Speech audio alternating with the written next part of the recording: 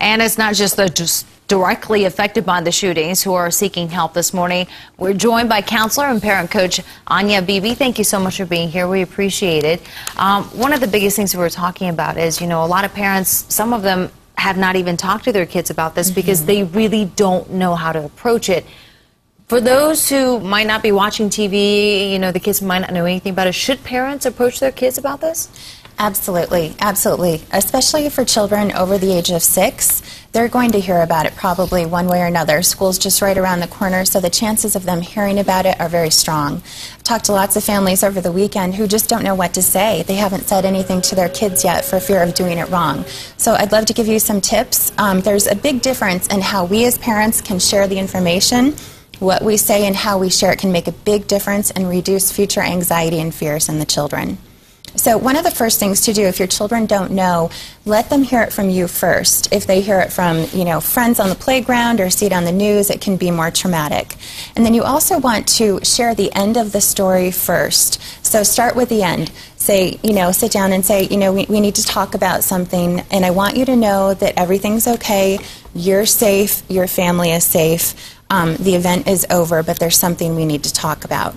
So let them know that it's over with so they don't jump to conclusions as you're talking. We also want to make sure that they feel removed from the situation. So even if this did happen, if you live in Aurora and this happened right down the street, we do not want to focus on the fact how close it is. Your child will feel more fearful if they feel like it's really, really close. So we don't want to say things like, oh, we went to that theater all the time, I can't believe it happened in our neighborhood, things like that. We want to have a little bit of safety and distance. That's going to help calm your child down. Does it change the conversation dealing with the fact that, 6-year-old is among the victims in this case? Does that change the conversation at all, or? It does, and I had to have this conversation with my girls too, and it's a hard thing. I did let them know a child was injured. But we don't want to go into the graphic details. We don't want to talk about the specifics of what happened.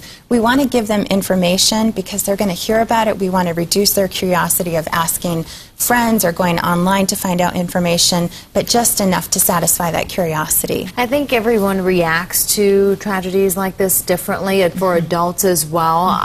Are there signs to look for, per se, in kids that they might be affected a little bit more than others? Absolutely, absolutely. People are really going to need to talk about this. So children especially are going to want to process this information. So be available to your child to talk to them. Let them know, hey, I know this was, a terrible, terrible, horrible thing that happened. I'm here to talk about it.